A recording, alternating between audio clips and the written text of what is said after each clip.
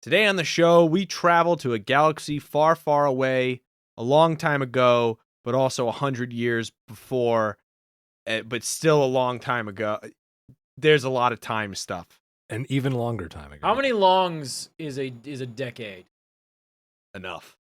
Okay. A long is like 40 decades, I feel like. Right? Like I feel like because like they say a long time ago, and guys like I feel like that's got to be like a week, right? All right, come on. We got to get with the music.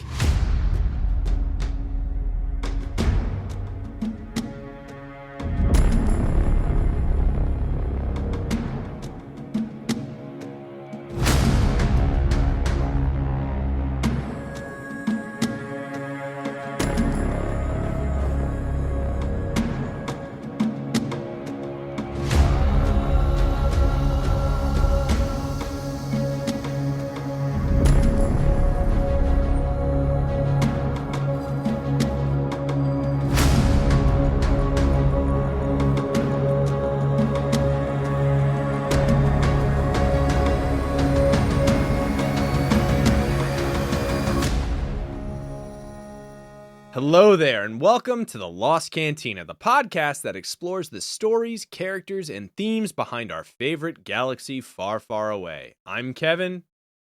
I'm Jaden. And I'm Connor. We have him again! I'm back. Can't get rid of me that easy. I'm back at it. He picked the lock, folks. He's here. He's addicted. He loves it. I have my own set of keys. I'm in the studio whenever I want. And There you go. I've made myself at home here. I actually have a cot set up under my under the desk there. How did you get through your chain? I am psyched to be talking ACOLYTE though. It's a cool new show, hot new property, and always fun to talk Star Wars with you fellas. Absolutely. So, it's I think we were this is on our radar for a while. Mm-hmm. And we I think, were going to watch it last week, but some stuff happened. We weren't able to, but we're still going to be churning these episodes out as fast as we can. There was a minor snafu with the press screeners, but we're on the grind. We have recovered. We're gonna get you analysis and opinions that you would come to love and expect from us as fast. Some as of them good, most of them bad, as is what we do here on this show. Well, everyone's got a ratio. I'm talking about myself. Don't worry. Connor's opinions are always good. Mine are dog shit. Apparently, if memory serves correctly. It's gonna be. You're just not gonna let that TikTok die. Jesus Christ! I love it. I love the pain. God, we are going to be giving our analysis on these two episodes in the premiere, but also some, criticism. And I will say, I think our criticism is going to be a lot more tame than what we've seen on the internet. Because holy shit, I don't think it's possible for us to be less tame than the internet right now. Like, Jesus Christ, the internet wants to fucking kill this show.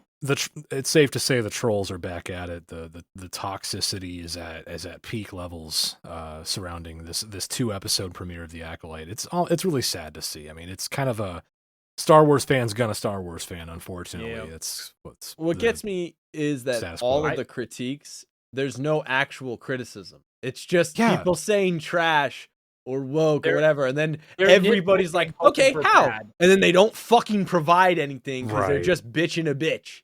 Mm. I think the Lore Party Media LLC / Lost Cantina guarantee that we'll give you right here, right now, is that when we have something to say about the show that's constructive or not positive in any way, it's actually rooted in like a creative difference or something along the lines of, hey, this could be better, or this is a weird choice. It's not anything to do with the culture war or whatever the hell these assholes are up to on Twitter and Instagram. Like, dude, I don't know. I don't get it, man. I really don't. What gets to me too is like anytime we have a criticism, we're always gonna have it backed up with something, and like we'll have like constructive criticism. I don't like the term negative criticism or negative feedback. I like constructive feedback. Not be negative. It's just because it's notes. Well, yeah, but that's the thing is like I'm not gonna just like talk smack to talk smack. Like I gotta back that shit up, right? Like I'm going to provide evidence, or I'm gonna provide something that, and it's not just gonna be like pull out of my ass. Like I'm gonna provide you with something that's gonna be very, very like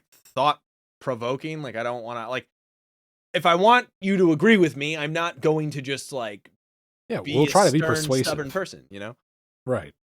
I think like we our dislike of, for example, the sequel trilogy is well known, but I think it comes from a constructive belief in the poor construction of the product itself, not of, man, do I hate it that Rey is a woman. God, I hate women in Star Wars. That's the worst thing in the world. Like, I will shit my pants if I see a minority on screen. It's not, like people, I don't get, dude, it's ridiculous. Yeah, we can't just say this was woke and move on with our day like that means anything. Like that's an actual criticism. What the fuck does that mean?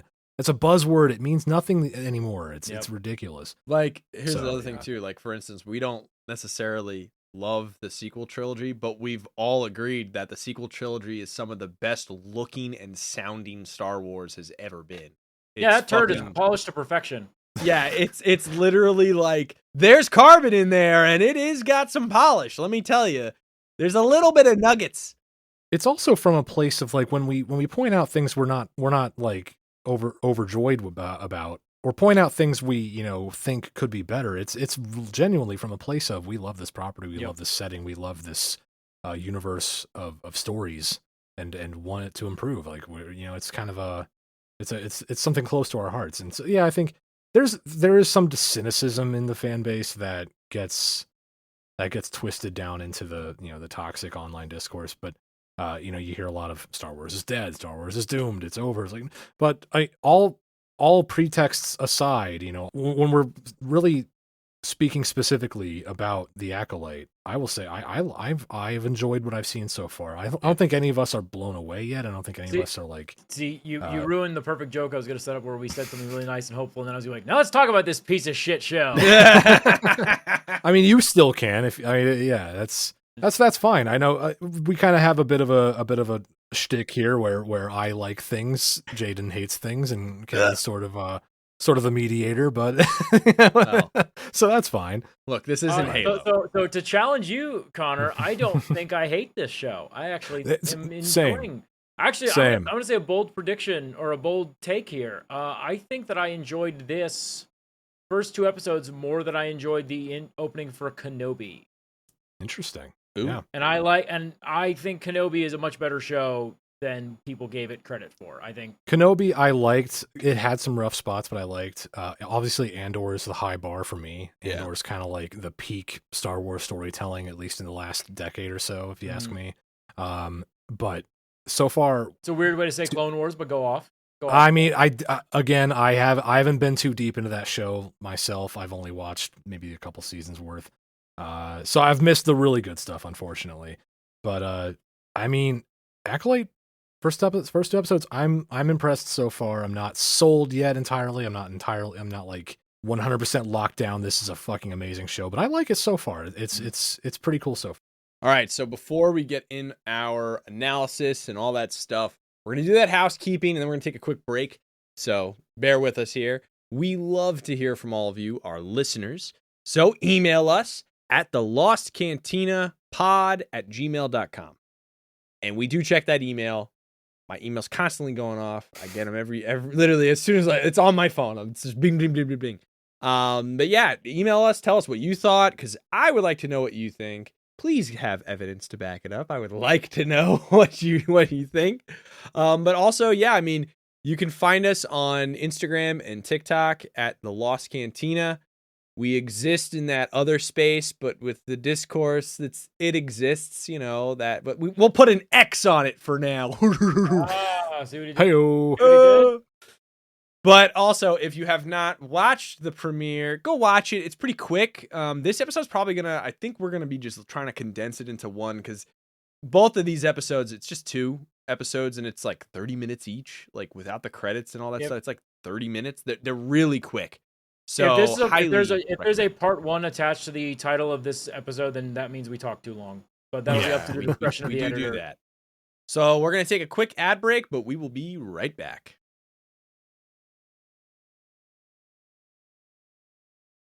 All right, so we have returned, and here we go. Episode 1. Now, episode 1, the pacing, I will say, is a little quick. I noticed we were jumping through scenes a lot, so when we kind of talk about this, There are a couple scenes that I specifically wanted to touch upon, and I did have a quote too that I want to jump in. But I think the biggest thing is that first scene holds a lot of information for us, not just in terms of like lore, but like production quality that we're kind of gonna be getting into. And it's the scene that premiered that everybody saw. Carrie-Anne Moss is fighting an assassin in a bar, right? In a cantina.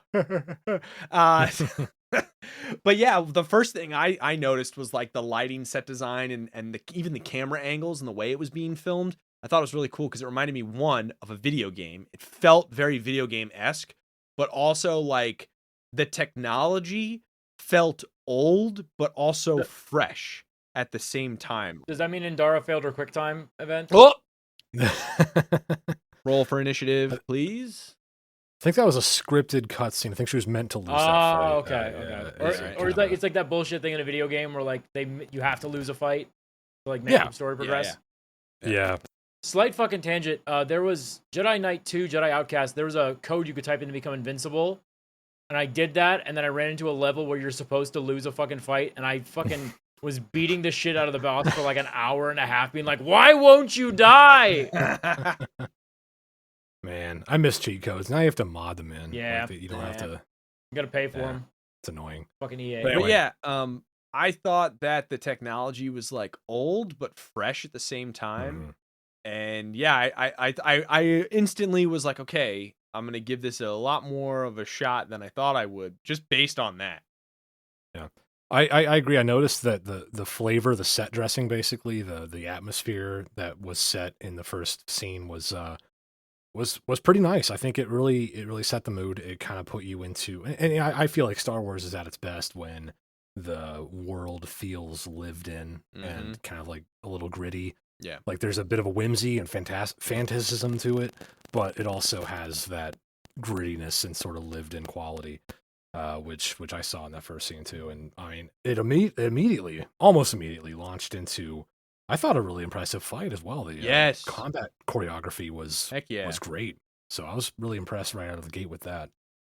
I'm enjoying the non-traditional fights. Like I've seen people complain about it, but like I like the fact that a Jedi is not just right away ready to fucking kill someone, because even it's said in that fight where it's like, oh, you know, your lightsaber is going to be, you know, a Jedi only uses their lightsaber when they're going to like meant to kill somebody, which we're not used to even hearing that. We see them just like right away. This is cool to see them just kind of try to disarm people and not use their major fucking weapon. They want to kind of like, end the confrontation, which I kind of like. I think that makes more sense and fits for a Jedi who wants to have, you know, supposedly peace. Yeah. There's also a baked in level of arrogance, I think, from Indara, because like she didn't feel like she needed to draw her weapon, that this wasn't really a threat to her. Yeah, it wasn't until May's knives really came into effect that it's like, okay, well, there's your weapon, here's mine. Yeah. Meeting the threat with proportional force is definitely a very Jedi tenet. thing. Yeah, it's a conflict resolution thing, which I loved. I was like, that's really cool. I'm glad we're really going in that direction. And I think it fits with side tangent as well. Like this first scene, I immediately realized, okay, well, also with the title card or the intro card, kind of explaining, 100 years before, you know, the rise of the Empire, which means we're basically in sort of the latter, like the tail end of the High Republic era, I guess you could say. So, and unless I'm wrong about that. No, you're absolutely correct. And that, I think I'm gonna get to my first criticism. I think just off of that, Connor. I think that I have never been a big fan of the High Republic as a concept, because I feel like that era is too close to do anything that would be of consequence to the prequel trilogy, if that makes sense. Because the way that the Sith operate, plans are set in motion that they have been in motion for hundreds of years at that point, and it's like like this. It's like a couple of months ago there was that complaint of like Kiani Mundi being like, the Sith have been extinct for millennia. Like, so it's like, well, how could ACOLYTE exist? I'm like, there's my problem. Well, I mean, granted, I don't think any of the Jedi who encounter a Sith in this show are going to live. I think they're all going to get killed. Well, yeah, I mean, the other thing too is like, think about the Jedi Temple, right? Like the whole, it's not 100% canon, but like they built it on top of a Sith temple, right? Like on Coruscant. So like, it's one of those things where I would like to see that explored, because it would showcase their hubris even more. But yeah, then it could be like something like that's been actually happening. They can explain it in some ways, but you know, we gotta wait. Also, I'm not convinced the Sith will be a factor in this show at all. Because think about it, a red lightsaber does not automatically mean Sith. It could just mean a dark side, dark Jedi. Not every dark Jedi is a Sith. And not every person with a red lightsaber is even a dark Jedi. So the villain reveal at the end, I'm skipping ahead a bit, but yeah, we do get a teaser of the main villain, I guess we could say at this point. Yep. At the end of this episode. And we don't know if this is a Sith plot or not. So to your point, Jaden, yeah, like, I think this is going to have to be a separate conflict, separate plot thread from whatever, I'm guessing Darth Plagueis, Tenebris, whoever is up to right now. Yeah. I think at this point in the timeline, I'm guessing either Darth Tenebris is the current Sith Lord, maybe Plagueis, and obviously Sidious isn't really involved. I'm impressed about that. That's you. I got some factoids. You got some skills.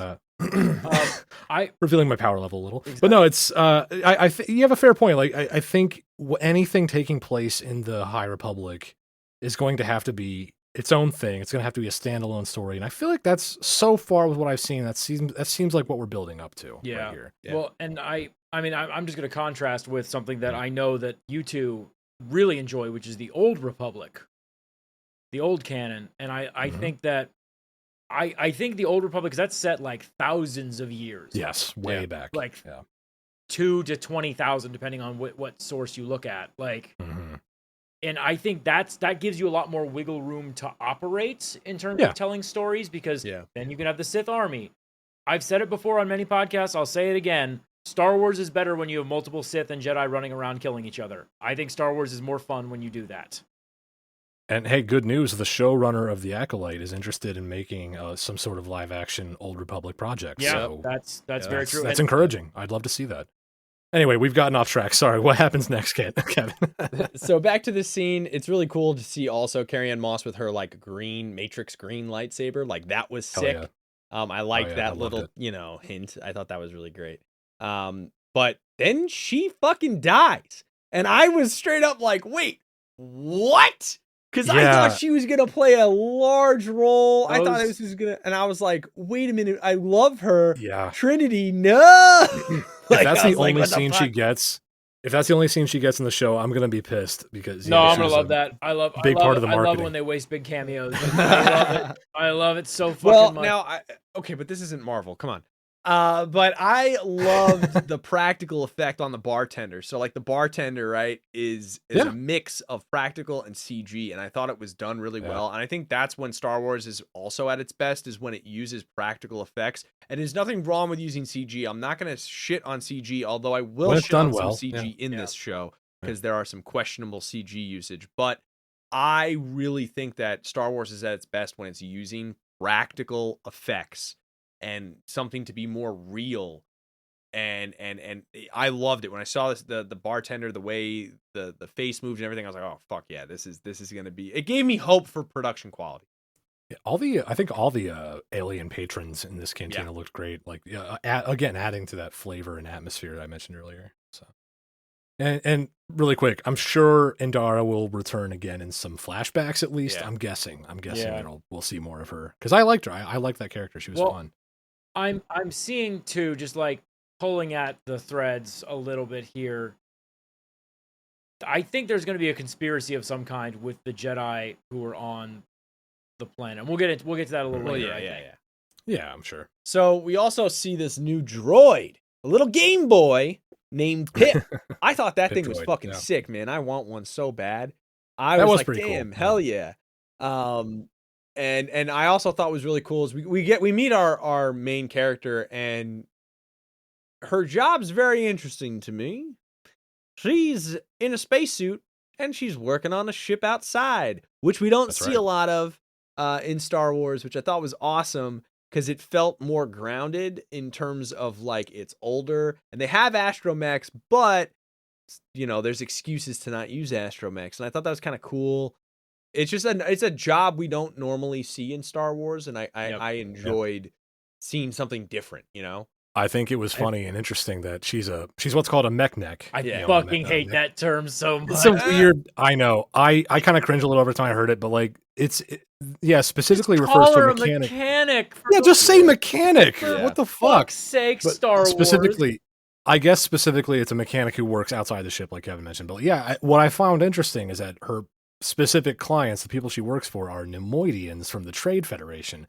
And if anyone is going to save a few credits by making a human do a dangerous task rather than sending an astromech droid to do it, it's them. Absolutely. So I thought that's interesting little. And I thought the outfits were good in the first scene. Like I thought Carrie-Anne Moss's outfit was really cool. And then I saw the other Jedi that show up to investigate this murder, and I was like, okay, I take it back. These are some goofy ass cosplay outfits. That is my first criticism. I think the fits are pretty clean. I think the fits are pretty clean. The drip, the absolute drip of their outfits, man. Too clean for me. I good. Find it to be too clean. Now, that's my first gripe, is the wardrobe for the Jedi are too clean. However, I feel like there is a creative reason for that, and I think it's because they don't do shit. This is when the Jedi are on their high horses. They're not in a war. They're in the temple most of the time. Like, they don't do a lot of shit right now. They're not out and about doing crazy. It makes sense. The High Republic, it's more of a ceremonial and kind of spiritual guidance role that they play. Also, like glorified space cops too. I can say, Yord and his partner, I guess. I don't. She's not his Padawan. Is it his Padawan? No, she's a Padawan. No, it's not his Padawan. She's a Padawan. She's a Padawan. She's not. He introduces her as a Padawan. Okay. And if he's the knight, then if he's in the field with a Padawan, then she answers to him. So technically, it would be his Padawan. Sorry. Regardless, those two are security. They are temple security. That is what they are. Because when you look at, if you compare it to Indara's dress, she's wearing a more practical brown robe, hanging out in she's in the field. She's a field Jedi. And these two are just more like space cops. They are the investigator role. Yord is definitely a space cop. He has such a cop attitude. He does. Like, I got such cop vibes off of him immediately. Like, it's not a good thing, by the way. No, this is not a compliment. When he pulls the lightsaber like to illuminate, and I was like, and the other two aren't. I was like, you dude. I thought that was. I mean, using your lightsaber as a flashlight is cool. I like it. It was cool, but it was like the fact that they had that character do it. I was like, yep. I'm specifically referring to when he's in Osha's chambers and reaches for his lightsaber because she's like, putting her droid away. I immediately, this guy's going to turn his body cam off and cut your head off and immediately claim he was fearing for his life the whole time. And he's going to get qualified immunity and get put on administrative leave for 2 weeks and no consequences otherwise. And remember, a Jedi only takes the lightsaber out if they're ready to kill. So, He didn't ignite it, to be fair to him, but he's very much a by the book. He's got a warrior mentality. He's a bit stiff. He's a stiff personality. And also, one thing I noticed with him, and then in the later episodes with a lot of the other Jedi, is they're so quick to Jedi mind trick people. And not even in like, I understand in like with Obi-Wan doing it and stuff, like he's trying to hide, he's trying to, survive. This is just, they walk in, they're just like, all right, cool, give me the answer. Specifically. Like, what the Soul fuck, is quick bro? with it. Where's the free will here? Holy shit. And then I was like, also the same thing with that too, is like, they're looking for Osha with like this whole fucking thing with like the murder and all that. She's a former Jedi who left the order willingly and is doing her own thing. You don't keep tabs on people who trained with you. Like, you never kept tabs on them. To be fair, they knew where to find her. So no, but that's the thing, is they had to investigate where to find her first. And that's what's weird to me. I'm like, you have somebody who's trained in the Jedi arts and you're not like secretly keeping tabs on them?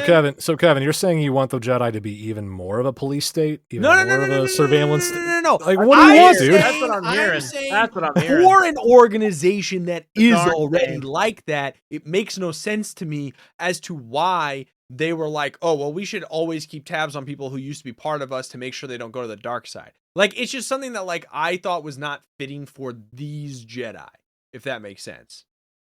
I'm not with you on that, but okay. I mean, I get it, but I just think like, well, it's she wasn't like expelled. She wasn't kicked out for being a dark, like for she left of her own choice. Yeah, she left on her own will. So like, why would they follow her and spy on her? She still can use the Force, or at least that's what. Not really. Not even in a life.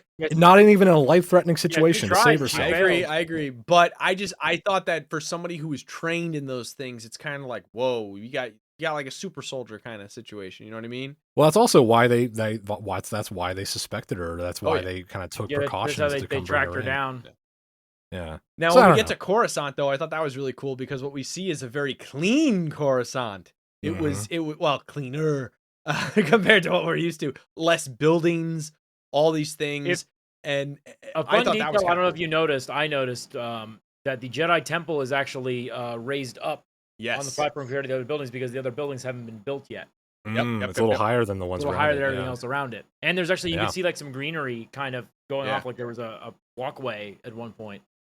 I liked the scene in the temple, though, because it's like you have a Jedi master, or sorry, you have a Jedi Knight learning from his pupils, which I think is, when you get Jedi, sometimes they get a little bit of a hubris kind of situation. It does develop, and we've seen it develop quite often to where they kind of like dismiss the younger folks learning because it's like, well, hold on, I'm all wise, I'm trying to teach you.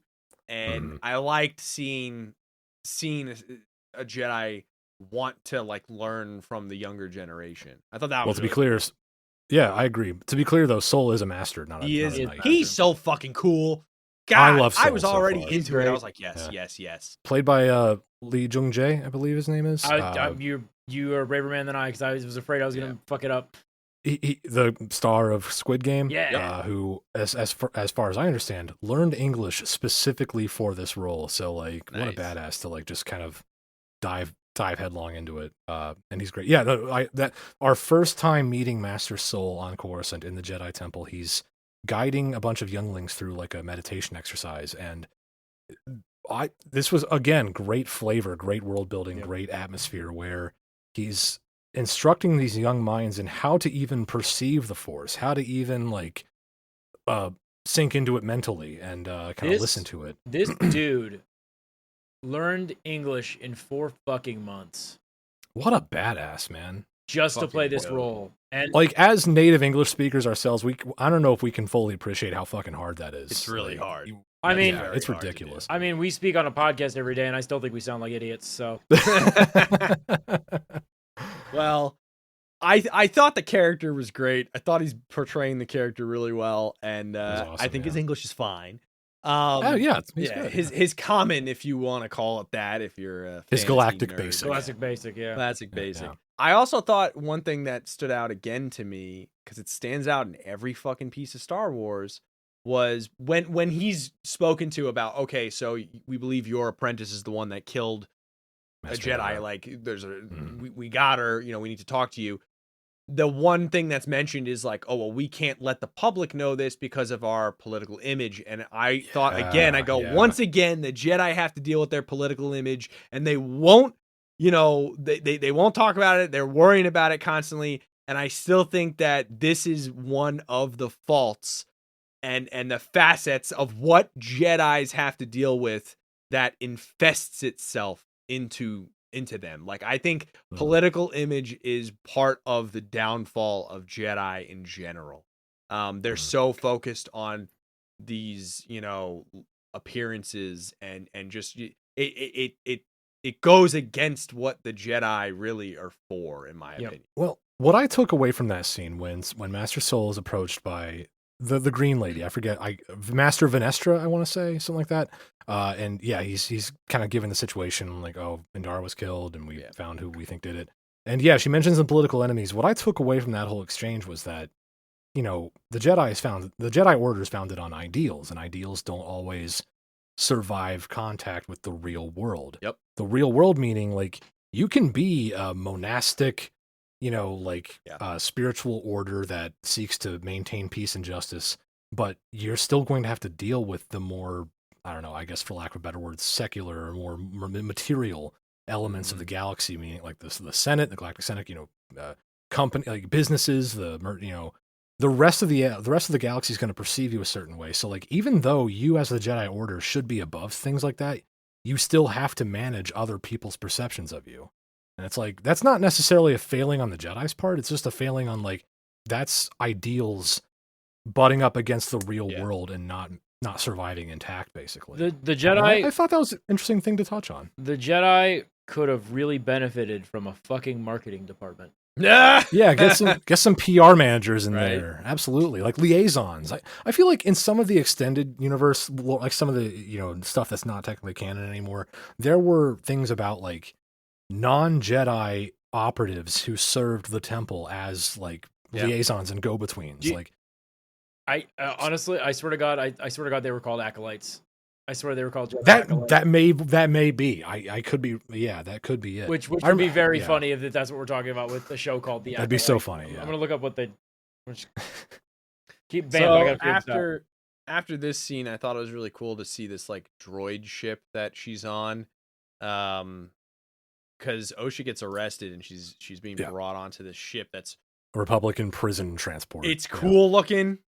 There's a group of prisoners that are trying to escape, and there's one dude who's got like a face hugger on, and it terrified me. And she's like, "What's that?" And they're like, "It's a Dybbuk," and I was like, I know what that is. And I instantly flipped my brain, was like, "A Bizu!" Like that movie. I hope everybody knows what I'm talking about here. It's so the Dybbuk box it's in Judaism. It's where like basically it's a demon that's been trapped into a box, and if you open the box, the demon gets out. There's a movie called The Possession. It's actually got Jeffrey Dean Morgan, hottest man alive. Jeffrey Dean Morgan's in it, and he plays a dad who's like trying to save his daughter from this demon called a Bizu. And like the whole thing is like the temples don't want to help them because she's not Jewish. But there's this one rabbi who's like, "No, I want to help these people because I have to help people. Like it's the right thing to do." And they're in this like morgue thing trying to get the demon, and he's like going, "Oh, Bizu," because he has to say her name to get her out. It's fucking kick ass. It's terrifying. I loved it. But anyway, it's a face hugger. What a fucking journey we went on. Yeah, sorry about that. That was my little movie tidbit tangent. But yeah, so they decide to ask her. They're like, "Hey, you want to go with us?" And she's like, "Nah, I believe in the Jedi." And they're like, "All right, peace." And then they fucking like dip the ship. They like shut it down. Which I found funny. He's like, "Okay, well, that's cute, Osha, because they don't believe in you. They think you fucking killed a master." Right. I thought it was cool, though. The ship, when it shuts down, you see the droids that are piloting the ship turn off, and they turn into chairs. They become chairs. I love that. I loved it, because at first glance, I'm like, that's goofy as shit. Who the fuck thought of that? But like this, as I thought of it more, I was like, that's actually funny and cool though. I that's good flavor. Again, I'm here for the flavor. Oh yeah. By the way, I don't think she has yet, but I just kept thinking the second that Osha kills someone, I could say that it's an Osha violation. Oh my god, I've been wanting to say that this whole time.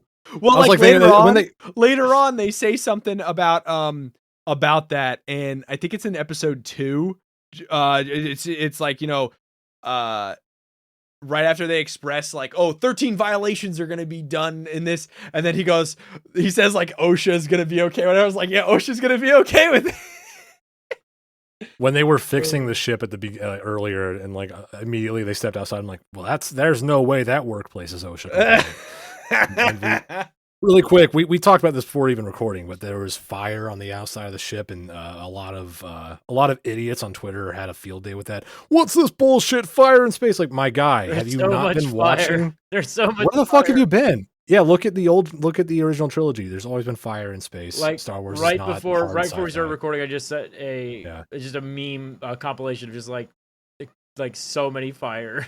There have been a lot of fires in space. Get over it. Anyway, moving on. So the ship goes down, and she tries to use the Force. She doesn't use the Force, and it's been too long. She's out of practice, I guess. So she straps herself in to the ship, and then the ship like crashes. And then we go back real quick to where all the people that escaped. By the way, I thought it was crazy. She felt bad for the dude with the face hugger, so she takes it off. And he goes psycho and takes the last escape pod. And she's like, fuck! She immediately regretted that Ooh. decision.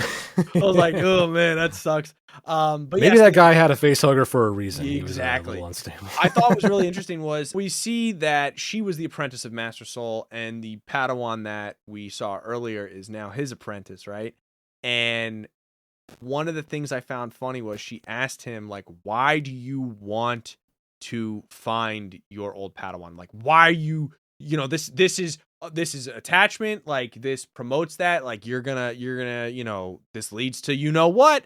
And I thought his response was really cool, because what he says is, our memories are lessons if we don't meditate on the past. And she instantly goes, we're doomed to repeat it. Always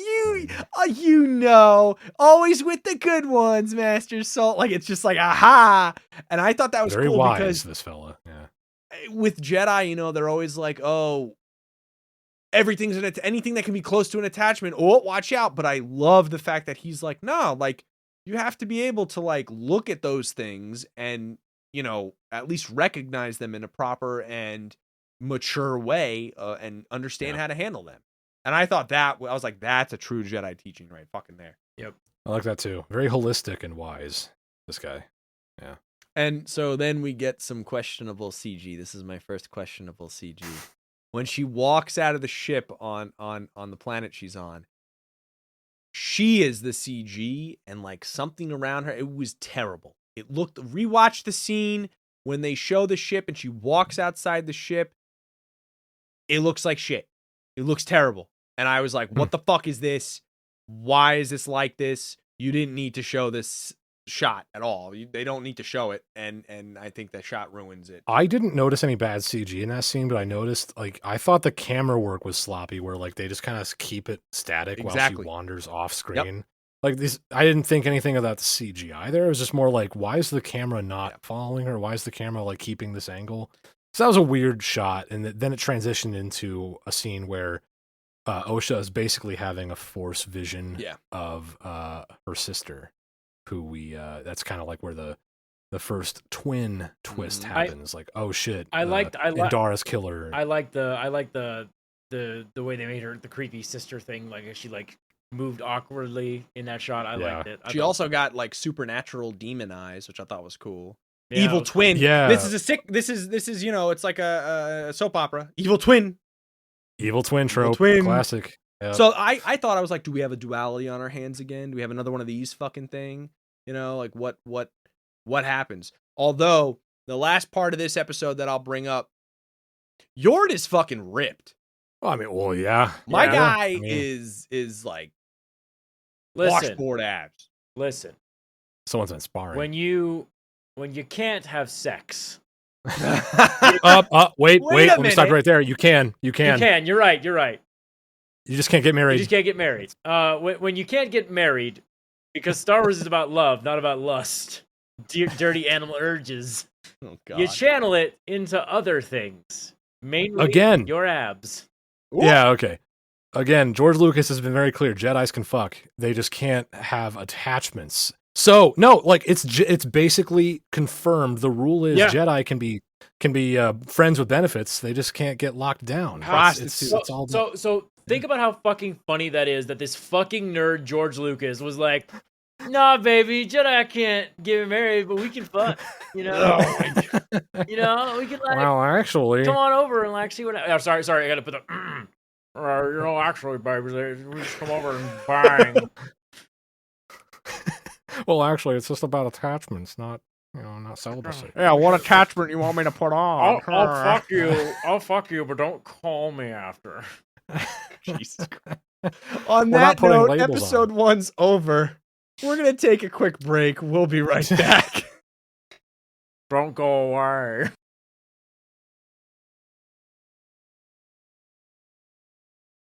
All right, so episode 2 is going to be the second one we talk about, because that's comes after 1. And what we're gonna do is we're gonna do this one really quick too, and then just kind of give our overall thoughts on just the premiere, like just the average of the premiere, right? So one thing I did notice though, if you look at Acolyte, the title, there's 2 O's. And now we know there's twins. I thought it was kind of cool. That's cool. It's always twins, right? With Star Wars. Why is it always twins? Twins. Dualities, twins, like it's the rule of 2, like what's happening?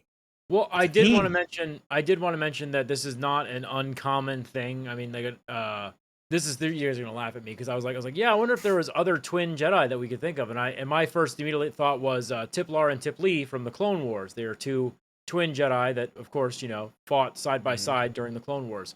And then I went, God damn it, you fucking idiot, Luke and Leia. Why the fuck did that take you that long to remember? I mean, we could also go into Jaina and Jason, even though they're not canon anymore. The brother and the sister. I miss them, and what Rey and Kylo were probably supposed to be before Rian Johnson fuckery got involved. Yeah. So I thought, just so you're aware, the Force shield. So we get to the first scene where yes, May's trying to kill a Jedi. Master Torben. The Force shield was really cool. Master Torben. Yeah. Torben looked terrible. My first critique of the whole thing. What the fuck is that weird ass beard that clearly was fake? What was the his fuck hair? Was that weird hair? He was. It looked like you took a 20-year-old and tried to make him look 40. That's exactly what they did. That is exactly what they did. No sense. But they didn't add any wrinkles on his forehead. He was just smooth as fuck. And then they pulled his hair back. And they were like, "Is he old now? Let's give him a weird looking bald spot." He was kind of a Frankenstein of different features of the receding hairline of a man in his 40s, but the flowing locks of a guy in his 20s on the backside of his head, and of course the wicked scar over one eye that's probably a combat wound of some kind, and then the facial hair that I didn't think it looked fake, but if I go back and look at it, I'll probably see it. They said he was a weird looking dude. Fuck, we need an old white man, but all we have is this teenage boy. What can we do? It was weird. Quick. I have a Weird Al Yankovic wig that you can slap on him. To be a little generous to the character design of Torben, I will say my impression of him is as he's a character who's meant to portray a young-ish man, young for a master. Most Jedi masters are a little older than Torben looks, but it's like a youngish man, youngish on the younger side, who was prematurely aged by stress, by trauma, by the things he's gone through. And I think the scar is kind of it's a little on the nose to communicate that. This guy is scarred, literally and figuratively. He's been kind of pushed past his he's been through a lot, is what I took away from They mentioned later on that he hasn't spoken in 10 years. He took a 10-year which is silence. Come on. The guy's crazy. To atone for something, which we're going to get into at the end of the episode, because I have theories. I'm excited. But I love this scene though. May shows up obviously on a vendetta. She's this is one of the names on her list. She seems to know Torben. She's kind of speaking to him, with familiarity. Do you remember me? Attack me with all your... And it was so funny. She tells him, attack me with all your strength. And dude just fucking sits there floating. She does the same pose, too, that she did in the first episode. Yeah. This weird pose again where she's like, let's go. And you're like, what? Is this Super Sentai? You got a fight pose? She sneaks in there to pick a fight, and he says nothing, but what he says without saying it is, don't care, didn't ask, plus L, plus ratio, plus get out. And it's just it's so funny. She gets no reaction out of him, so she starts throwing blows, throwing hands and feet, and just her stats are not good enough. Yeah. She needs to keep rolling. Can't punch through his force field, which is hilarious. I loved it. And then she starts trying to stab through it, again, to no effect. So then she just has to leave eventually. I love this scene. It was so funny and just fun to watch. Now, remember, he's in a Jedi temple on another planet, not on Coruscant, which is really cool to see in Star Wars now, because we don't see that a lot. We don't see Jedi temple besides the Coruscant one. So it was nice to see a rundown piece of shit temple. It was a piece of shit. It was trash. A smaller temple, which is what I like. I like the idea of the smaller alcoves across the galaxy, which little outposts, outreach centers, basically. Yeah. Now, when we get back to the ship with Osha on it, I actually thought that all the scenes on that ship felt like I was watching Alien. The way the shots were composited and the color grading plus like the use of metal was a big thing, and she kind of looked like Ripley, like her outfit and stuff, and I thought that was really cool. Like I was like, wow, this really is like Osha's different fit. I didn't even mention this in the first part, but like I actually think her vibe is very, very cool. The design of her badass. I like all the costumes so far, and especially hers. Especially the Star Wars ones, right, Kevin? Or the Jedi ones. the Jedi robes. Bunch of pricks with their preppy, pristine, permed uniform. Love it. They're never seen any combat. They're gonna get real dirty. They're gonna get real dirty in the next couple. It's like when you join the fire department, okay? Like you come in and you think you're hot shit, and you got me with my gear that's all fucked up because I've done shit. And then you're with the cleanest gear. Every time somebody walks into a firehouse with the cleanest gear and you see them at a call, you're like, oh, look at this fucking guy. You should clean your gear, but like when it's brand new, come on. So Kevin's advice to any future firefighters listening is to make a bonfire in your backyard and throw your thousands of dollars of gear. Just throw some ash on your gear. I guess that's what you're saying. It looks dirty when you walk in on your first day of work. Got to make the right first impression. They're gonna be like, wow, this guy's a badass. And then all of a sudden you're on the car like trying to fucking turn the water on. You're like, fuck, I don't know how this works. I just look like I know what I'm doing. Your clothes were so dirty. Bonus points if your shield on your helmet's a little melted. Ooh, okay. But yeah, so Osha has a few moments getting to know Jackie and kind of getting reacquainted with Master Soul. They think she could be an asset.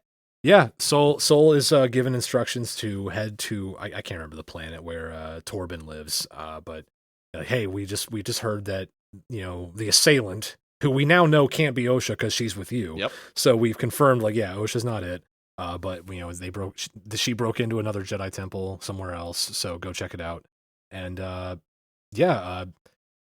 Yord is still not on board. He still thinks like, oh, we should probably keep her restrained. We still don't know. He's like such a suspicious, like tightly wound weirdo that he's like, if this twin is still alive, what if they're working together? Like he's just fucking like out of left field and warrior mentality. Soul is like, bro, chill the fuck out. Yeah. Well, that's the other thing. He just became a knight. He says it in the first episode that he just became a knight. Finally, he's a recently knighted. So he's like, by the book for all this shit, and clearly annoying as hell. He's that type of character, that type of trope of character who just got the job, and he wants to play by the rules. Overeager. There's a guy that I remember in a show called Andor who was like that, caused a lot of fucking problems for everybody. The Corpsec guy whose name I can't remember. What was that fucking guy's name? Yeah. The corporate. But I thought it was pretty interesting. Frick, that that's she could his be name. An asset. Yeah, I think first name's fucking. I think it was interesting that he could be an asset, or she could be an asset. I thought that was kind of interesting that he thought she would have any insight on anything because she thinks her sister. Well, it's like dead. She did. Yeah, it's like, well, you might know how your sister thinks, and also you have Jedi training, and you're you can take care of yourself. So yeah, what can it hurt? I guess. So the next scene we see May walk into an apothecary shop, and she wakes this guy up who's shit-faced. And they have this conversation, and he clearly was not the original shop owner. He's her friend. He works with her and just provides her what she needs. And I need to say this real quick. His fucking that is not just some guy. That is Manny Jacinto. He is my favorite character from The Good Place. My favorite actor from The Good Place. He's so fucking good. And Portals. Yeah, I recognized him immediately. I was like, "Is that Manny Jacinto?" I was like, "Fuck yes, it's Jason Mendoza." I thought his character was really funny and quirky kind of, but like for a villain, like I thought it was really cool to watch them have a conversation because it's not like it's a villain having a normal conversation besides like a menacing speech, which was like in Star Wars, and you think about it, they always have these like big conversations about big things, and this was just like, so what's up? Why are you drinking? I got drunk because it's here, man. It was just I was waiting for you. Yeah, it was like a cool like normal conversation of it grounds these people in normality of how I agree. Yeah. May shows up with the problem. The problem being I couldn't kill Torben because he was just he had a shield up and he was completely one with the Force, untouchable. And Khmer, I think his name is Khmer. his answer is, well, everyone has a weakness. So, yeah, like it's a banal conversation. It's almost like, he's like a normal guy with like shades of villain, with shades of comic relief. Yeah. He was an interesting dynamic character the way he showed up. A lot of people are theorizing, and this is their theory, not mine. Unless it comes true, then it's mine. That he is more important than people think. That I think so too. With the skills that he displayed in escaping. So he also because he obviously answers to the same master that May does. Yeah, he so definitely lied to the Jedi in that moment. Yeah, and he whips up this poison for her super quick. Which, by the way, we don't see poison used a lot in Star Wars. It's not something that's very common. We see battles, people getting stabbed and shot and stuff like that. I thought it was nice. There's some instances in Clone Wars. I like to see a more in-depth view into the universe where like there's other things that can occur. So I did enjoy watching him like make this poison and be like, here you go. I thought that was kind of cool. And specifically he uses a poisonous ingredient from May and Osha's home planet. That's a big deal too. So right after that she gets this poison. She's like, all right, I'm gonna bounce, I'm gonna go use it. Then we go right back to her sister and we see her tattoo finally get noticed by Soul. She's like, "Oh, I'm sorry, Dad. You don't like it." Dad don't like my and I think here's the thing. I think that tattoo is gonna come into play in some point because they're twins, and it's gonna be like, "Well, wait, where's your tattoo?" And then they'll realize, like, "Oh, it's not her." I think the tattoo's gonna mean something, or she's gonna get, her sister's gonna get the tattoo to match, and like try to infiltrate, and then like Soul's gonna be like, "Where'd you get the tattoo? Where'd you say you got that tattoo from? Wait a minute, I know where you got that tattoo from. You told me the first day I saw you." Like it was kind of cool to like see the tattoo and then him be like, "No, it's not about what I like or don't like or whatever." And she's like, "Come on, Dad, you're basically my dad. Come on." Like I thought it was cool. May also has some kind of tattoo marking on her forehead, like the white mark. So I think that's how Andara actually recognized her at the beginning. Well, I think that she recognized that it wasn't her, that it was different. Oh, yeah.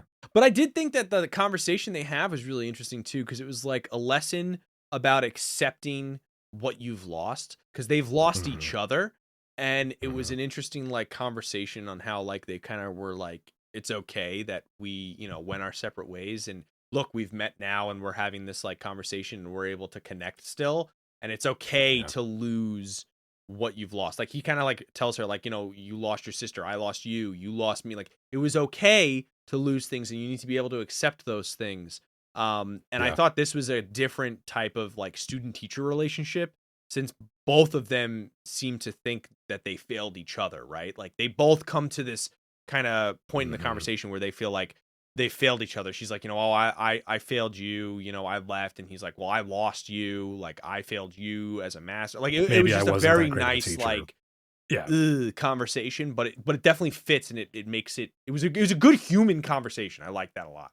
Yeah, and I think Soul has this like indomitable spirit of a teacher. Yeah, like, he can't turn it off. He's always teaching a lesson of some kind. Yep. But also he's always listening. He's always learning himself. So like, like they're kind of reconciling, making up for lost time. They're kind of bridging the gap in the years they haven't seen each other, and we kind of realize Osha's Jedi training ended when she realized she couldn't grieve properly the family she lost and there's references to the fire when she and May were children, and that's like, and Soul like doesn't hold that against her. Like, I know you were struggling with that. I don't see you as a failure because of that. Like you just had to go your own way, and maybe I didn't teach you well enough. So who knows? He doesn't push back. So yeah, he doesn't great push exchange. back and tell her it's a bad thing that you cared, right? And like he's like emphasizing the fact that like, no, it's okay.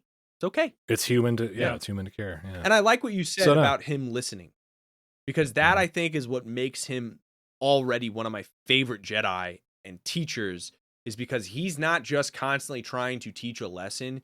He's also trying to learn himself in that moment. Because even though it's like one of those things where it's like, for instance, I'll take a voice acting class. I'll take an intro class. I've been voice acting for years.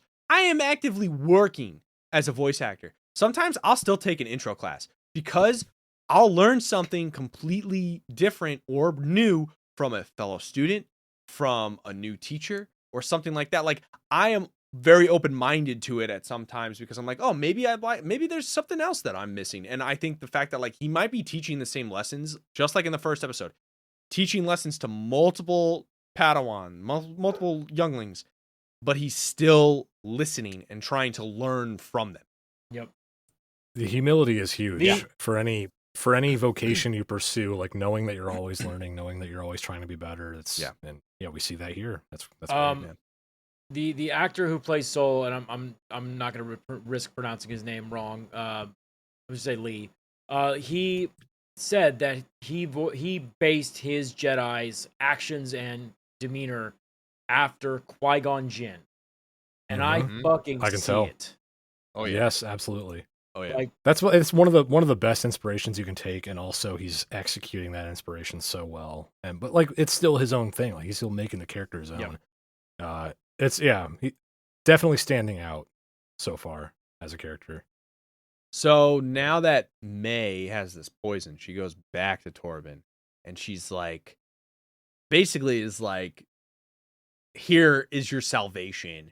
And I didn't think it was going to work, because she's like, don't you want to say something to me? Don't you want to, have forgiveness or retribution in yourself, in your own mind? Don't you want peace? And like, I was like, what the fuck? This ain't going to work. He opens his damn eye. I said eye because the other one's fucked up. But he opens them and he looks at her and he just like says something. And you're like, whoa. And it's interesting because so right now the crew, right? Everybody, they're on their way. They're on their way. Which it's one of those moments where you're like, oh, hurry up, get there before she does something. He opens his eyes, says to her, we thought we were doing the right thing. And I'm like, oh, what happened? What's this revenge thing? What's going on? Did the Jedi act? Are they the villains in this story? What the fuck happened? We will get to that because I have a theory on that. But I want to say before we get too far away from it, I thought him floating in the middle of the room looked fucking stupid. It was terrible. It was terrible. Like that whole scene, I did not like it. What was wrong with Because when I first looked at it, I didn't know he was floating until they like went to the side because the way his robe was hanging off his back. Okay, so what's the problem with that? His little legs, his little nub legs, like his little. It looks weird. They were folded up under. I know. Him. What was that? It just looked silly. Like if he had been floating there without the robe on the back, I think I would have been totally fine. But like I was looking, I'm like, what am I looking at here? Jaden, I'm sorry, but that's how gravity works. When you're wearing clothing, it's gonna hang below you because he's levitating from his body, not his clothing. That's God. Just the way the robe was like touching the ground, it looked like the robe was a pole holding him straight. Like it was okay. It wasn't the whole body wasn't floating. It was like the robe was touching the ground, but he wasn't. It was like, what the fuck are we doing with this angle here? It looked a little silly. It could have been better. It could have been done better. That's my opinion. So he takes the shot. He's like, I'll do shots with you. And he takes the shot. And I'll do let's go. One last shot. One last shot, party. Lady. Let's go. So he takes the shot. Oh my God. And then May shows up. May leaves and Osha shows up. And she's like, oh shit. This motherfucker. Just in time to be found holding the empty vial of poison as the rest of the Jedi walk in. And they're all like, oh my God, what the fuck? And then the lightsabers are out. They're ready to fuck her up. And then a certain cop shows up who's been tailing her the whole time. It's like, it's not her. I watched it. And it's like, what? She never left my sight. It couldn't have been her. Yeah. So yeah, we now have multiple witnesses confirmed. Yeah, okay. I will say, Osha could not have been the assassin. I think these Jedi, man, they act really like aggressive. I've noticed. Besides Soul, they're acting really aggressive. They are ready to fight. They're super on edge constantly. They're asserting their dominance in a weird, like, I don't know. I thought it was weird. Thought it was very strange how they've been acting. Just in general, they feel like really intense authority figures way more than they should. I'll give this one guy a slide here because like the guy who takes his blue lightsaber out, the guy who lives at that temple with Torben, because he's just walked in and like he's just seeing Torben dead for the first time. Yeah. He's seeing someone kneeling over his corpse with an empty vial of poison. And all he says is step away from the body. He doesn't say like, I'm going to kill you. You're about to be executed. I feel like in most cases, shows of force have been proportional, have been understandable. Honestly, I feel like that's how I would react if it's like, okay, so just 2 seconds ago, you were told by that little girl, like, hey, that lady bribed me to turn off the security. Yeah, she was wearing a hood, but it was her. And then 2 seconds later, you find her over what I assume. Yeah. I assume this person cared for Torben. Like he spent 10 years. Yeah, they were probably friends. Probably they were boys. Probably pals. And so you know. Yeah. If I find Kevin dead on the floor and Connor's holding a vial next to him, I'm gonna have some questions. I'm gonna be like, hey, can you calm down for a second while I figure this out?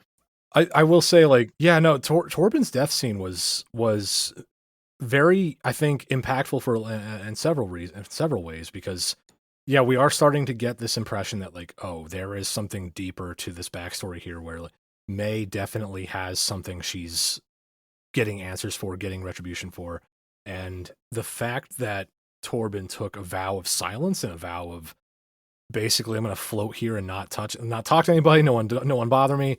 And the fact that as soon as she, talks to him on the level of, I know what you did, and I will expose you, or you can, gain my forgiveness by drinking this. And the fact that he just goes ahead and does it, like he absolutely had a guilty conscience for something, and the way that even that calls back to Indara's reaction to seeing May unmasked in the first episode, like she recognize it's you, and that causes her to kind of hesitate in the fight.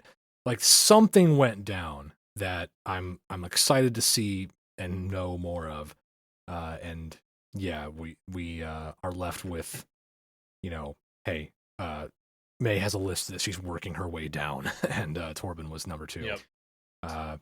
Yeah. So we figure out the poison. They all understand what's going on. So they go to the apothecary, take a look, and they say, "Hey, that's not the apothecary guy.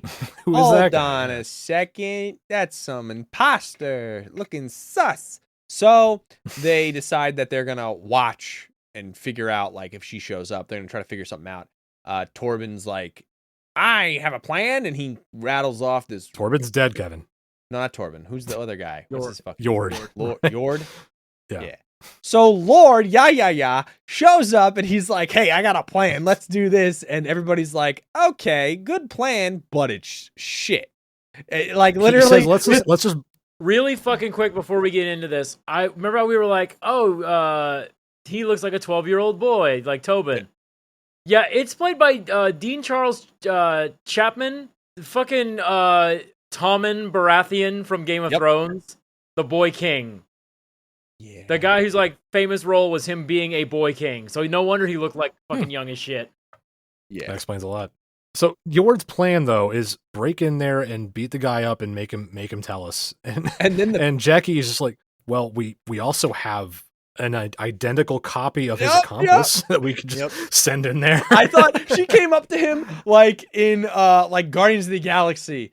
"All right, I like your plan, but it's shit. How about we do this instead?" Like that's exactly what I felt she did to him. A Padawan just checking a Jedi Knight like that, just sort of putting him in his place. Like, nah, I'm smarter than you. But here's the thing: Soul's into it, and that's the thing about Master Soul. Where he's just like, "No, that's a good idea. Like, listen to the Padawan." Like he'll give credit where it's due. Yeah. And so we get. It was really funny was because he gives that pushback. Jord is like, "No." Jord is just like, yeah. Hold on. And it's funny because he's like says that 13 violations thing, and I'm like, yep, but OSHA's violations. I think she can handle the violations, bro. Giving OSHA a gun is an OSHA violation. Yeah, there you go.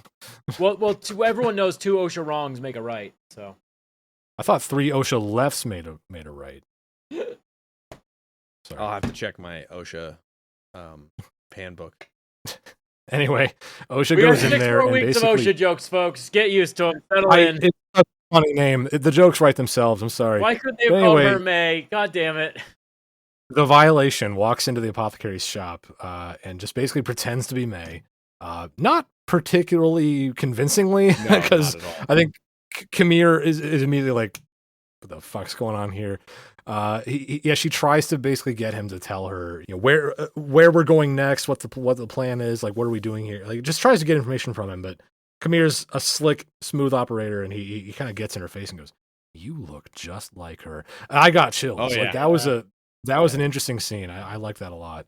But luckily OSHA has backup. Jord, Jackie, and Soul come in and just kind of basically corner this guy, and get him to talk, get him to admit that the real May herself will be here later tonight. So they have everything they need for an ambush and a sting operation. I thought it was interesting to see when she's walking in, like you see everybody just kind of living their lives.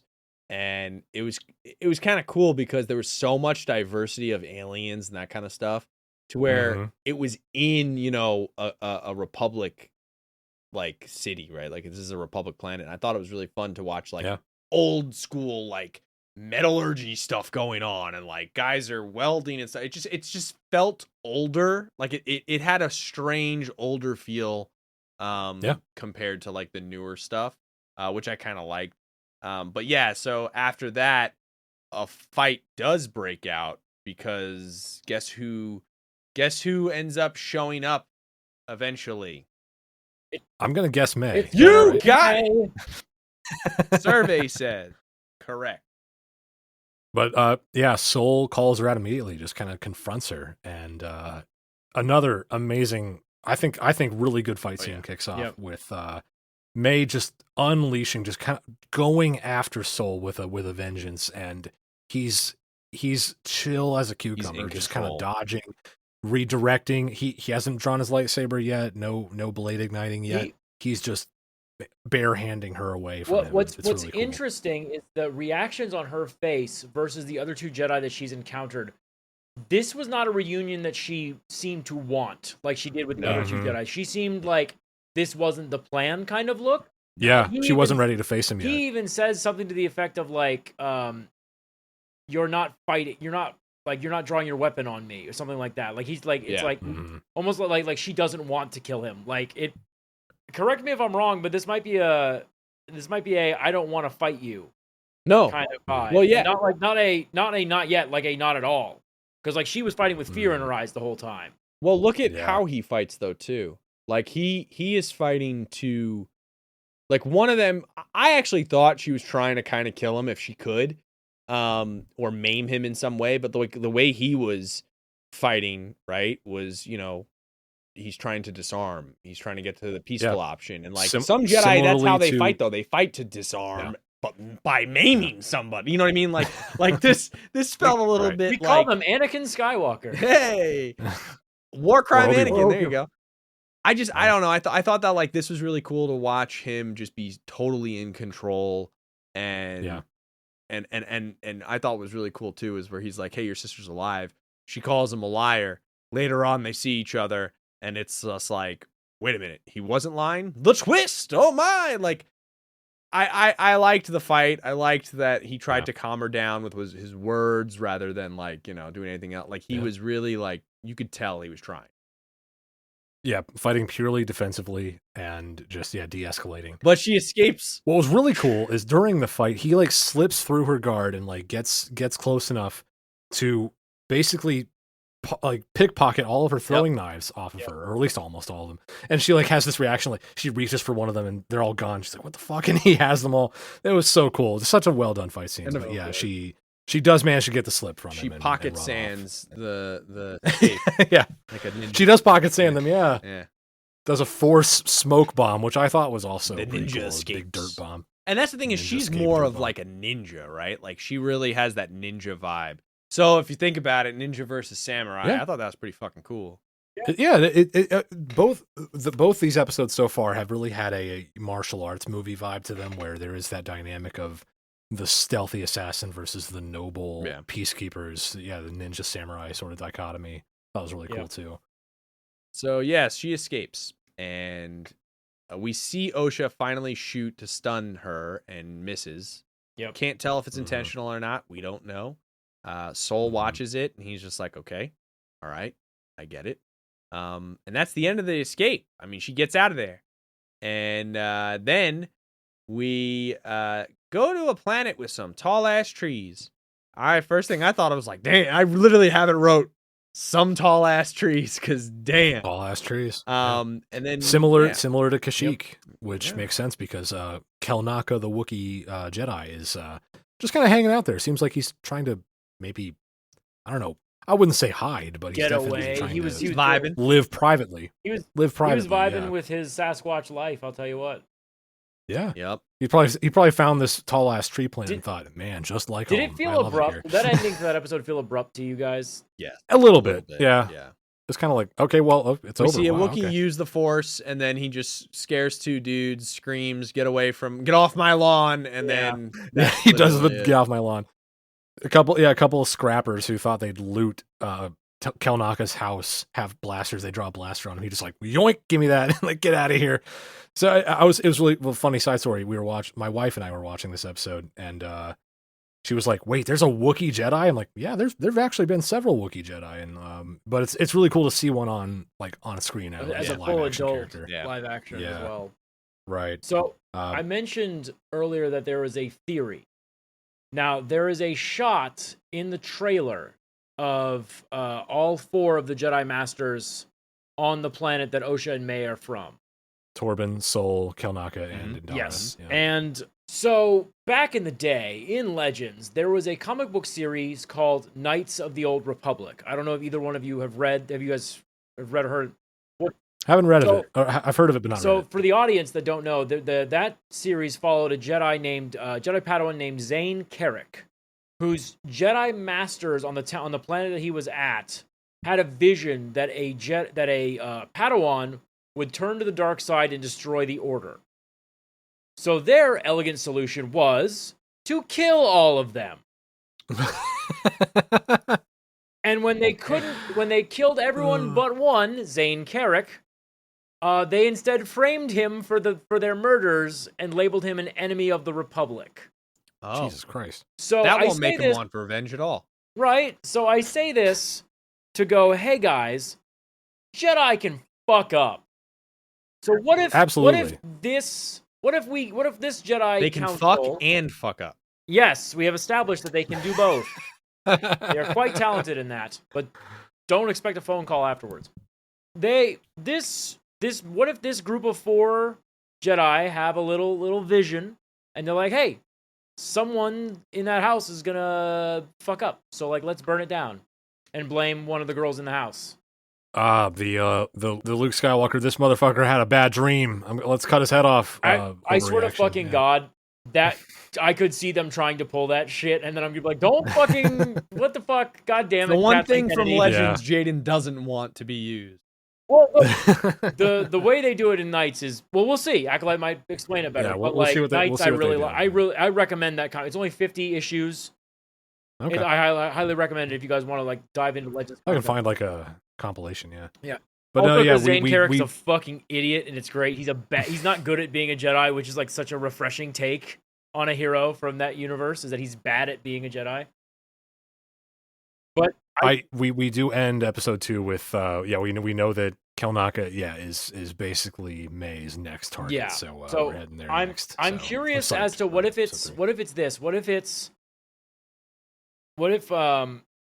May's targets are the 3 Jedi that were present, and maybe a mysterious 4th Jedi who convinced the other 3 to burn down the house to get, and then because that might be why May's like, because she says 4 Jedi, and we assume Sol is one of the targets, but yeah, it didn't seem like she wanted to kill him. It didn't seem like she wanted to engage him at all. Yeah. Not even like because like when she was fighting Trinity at the beginning of the first episode, it was like determined to kill her.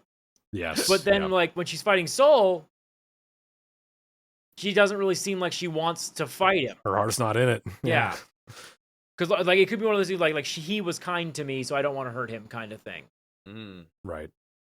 Because Sol does seem like he really loved the 2 girls. It seems like he really loved the twins. Like the way he talks about them, even before he became a Padawan, it was like, I have a special connection with these 2. Yeah, I as far as final thoughts go with these first 2 episodes, again, kind of mentioned already, I'm impressed so far. I think a few rough edges here and there, a few like dents that could be buffed out, but like generally I'm excited for this story, mostly because I do actually really enjoy the High Republic as a setting. I've read a couple of the books set in that timeline, and I really enjoy the aesthetics and the kind of flavor of that setting where I think the Jedi Order is at least somewhat closer to the ideals that it should represent. It definitely better than. Do you think we will late... get the sentient rock Jedi in this series? I don't know, but I hope so. Probably not. I don't know. That's too much to hope for, but that would be cool.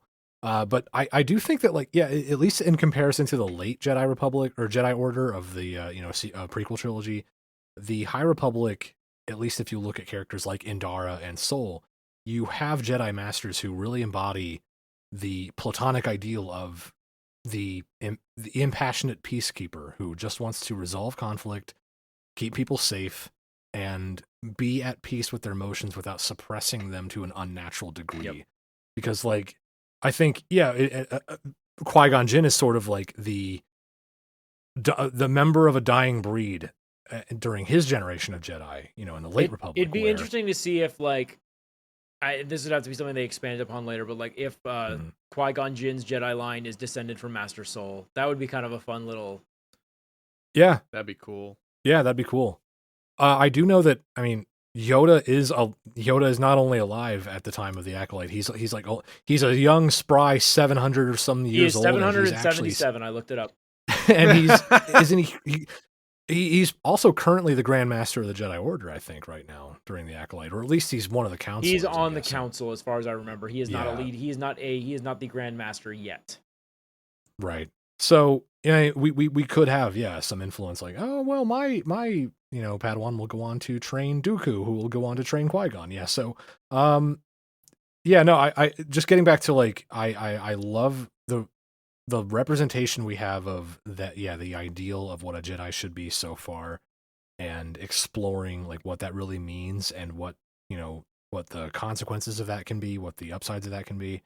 I like the flavors so far. I think the window dressing, the visuals, the aesthetics of the set design, the costume designs all been really nice.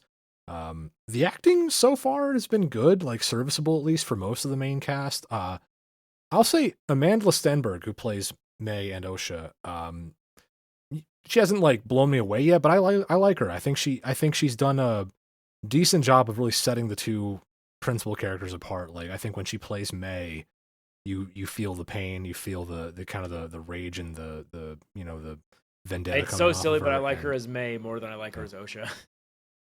May's definitely a bit more of a caricature. Osha is like a dynamic, multifaceted person, I feel like.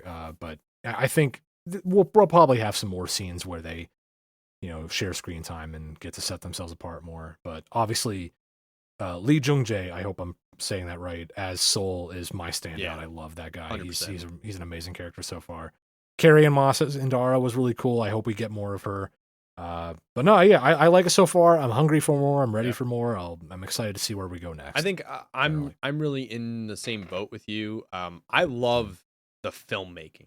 Like, I love like I said, it kind of felt a little alien-esque in some scenes, and, like, I enjoy when I'm watching something and I'm like, ooh, that's kind of cool. Like, that reminds me of this. Ooh, I love that. Ooh, now I'm looking for things. Ooh, that's it. Like, I enjoyed the set design a lot. The ships look fucking cool. The aesthetic of what's going on at that time, loved it. I liked the beach shot that was clearly done, either in Japan or California. I thought it was good. It reminded it was cool. It came off. It reminded me. So I watched a lot of Power Rangers, but I also watched a lot of Super Sentai and a lot of other stuff that's from Japan. And it felt like a samurai, like, meeting on the beach, like, at that end. Like, I thought it was fucking cool. Mm-hmm. Yeah. I do think that some of the acting, I was like, ooh, okay, all right. Like, I think some of it, like, line delivery mostly, not necessarily the acting. I didn't care for some of the line delivery. I thought it was kind of mid. I was like, you're not acting necessarily. You're just, like, reading a line. It's like, that's just a little critiquey. Not to draw too many comparisons to Andor, because I feel like that's a trap I'm going to fall into if I'm not careful. But, like, when I look back at Andor as a show, every member of the cast, every actor on that show was always dialed in 100%. Like, always giving every single line exactly as much weight as it needed, as much kind of texture as it needed. I feel like a lot of the lines in Acolyte so far are just kind of read and just they're not like they're fine. Like they're read serviceable. I think serviceable is the word I'll use the most. Like I feel like is the fairest, but like there isn't as much weight given to everything in the same.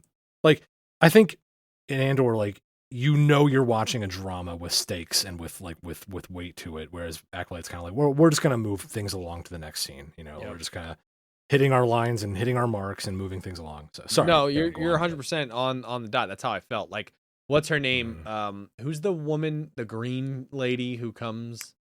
Venestra, I want to say. Yeah, I was like, I don't know what you're doing, man. Like, I was like, I like it, but like, you're just going through the motions. Like, where are the beats? I don't know what you're trying to portray.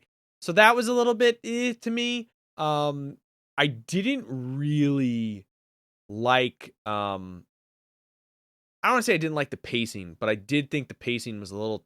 They didn't have to chop up a couple scenes. Like some of them could have just stayed together. Felt a little rushed, a little weird at times. But again, this is establishing some stuff. But like, I already kind of know what's going on in terms of like the where we're at. So I can follow it. It's not that hard.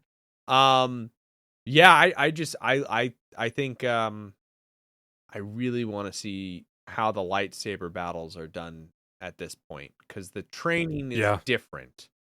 It's not like it stayed the same for the last 100 years. There are new styles in the old in the prequel. There's newer kind of ways of fighting that have evolved.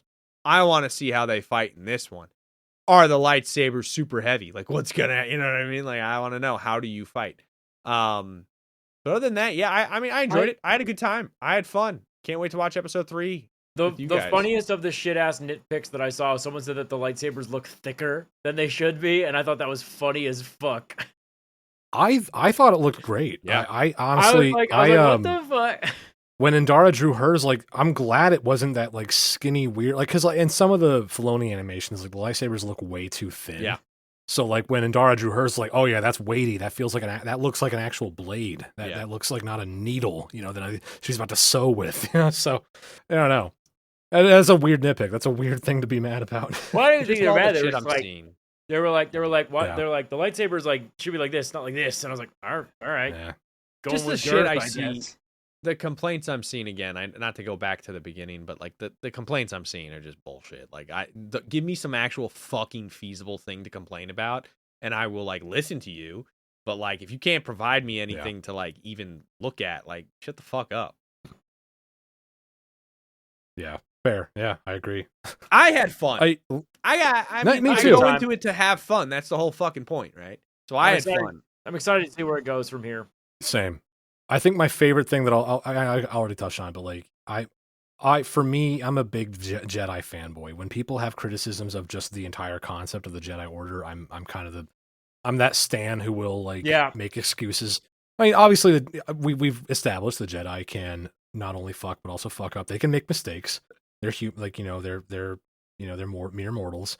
But like I love me some Space Mormons, man.